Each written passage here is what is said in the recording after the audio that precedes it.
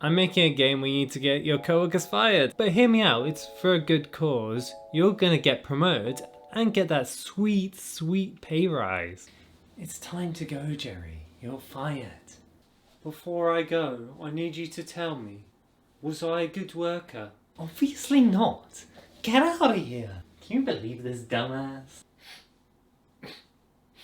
The first thing you have to do when making any video game is, of course, make it so you can pick up. To do this in Unreal, it's really straightforward. They've got a component called the physics handle, which you just do a line trace to find the object you want to pick up.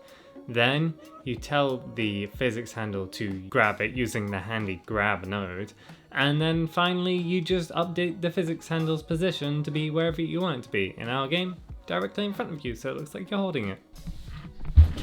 This is of course necessary for our game because it's important that you can abuse your co-workers by stealing their stupid mug and then yeeting it back in their stupid dumb faces. That's what I like to call a pro gamer move. Gamer move! Now this game would suck if the only thing you could do is grab stuff, so I'm going to blessedly allow you to also click on things too. Oh my liege, please, can I click on things? Fine. Now get out of here, you filthy animal. I also set up this little crosshair that shrinks and then goes big, and then goes small, and then goes big, and then goes small, and then goes big, and then it goes small, and then it goes big. To make this all work, I set up some interfaces, which is just a programming term for being able to send a message through this thing and it will be able to work with loads of different stuff like a printer or a light. And so it does work with the lights, and now you could press the light switch and turn on the lights, and I'm a genius knowing how to use the interfaces. Now lights play an important role in another system in the game, and that is the glorious stealth system. We want to keep the stealth system fairly simple so we don't have players crouching all over the place.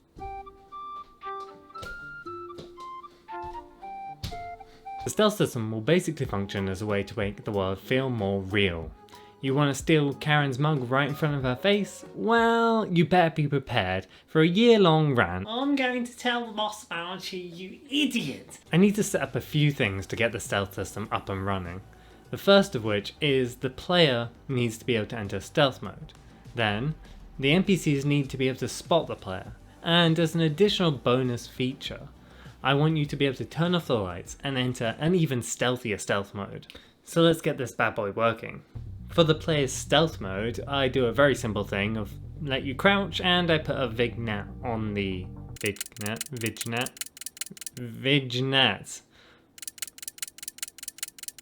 around the screen when you're crouched. Next feature. To get whether the NPC can see the player or not, I do a simple ray trace, and then I have some basic rules to define when that should happen. So one of which is the angle from their forward vector. So there's kind of a max angle. They won't be able to see you when you're behind them. And then I have another check, which is the distance from their kind of center point.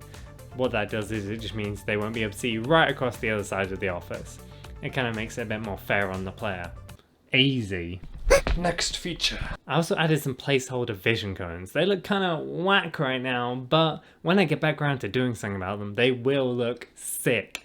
So you better stay subscribed so you can see more of that. There's going to be a lot of characters in the game, and you're going to need to be able to interact with them. So this is where the conversation system comes in. This is fairly straightforward. We have a node-based editor for our conversations, so we can set up a long conversation. And then all this information is passed through to the conversation UI, which lets you pick options, click through, talk to people, animates all the text, animates the windows. As you can see, we've designed the UI to look like it's from Windows because that's fun. It's an office game, you should have Windows-based UI.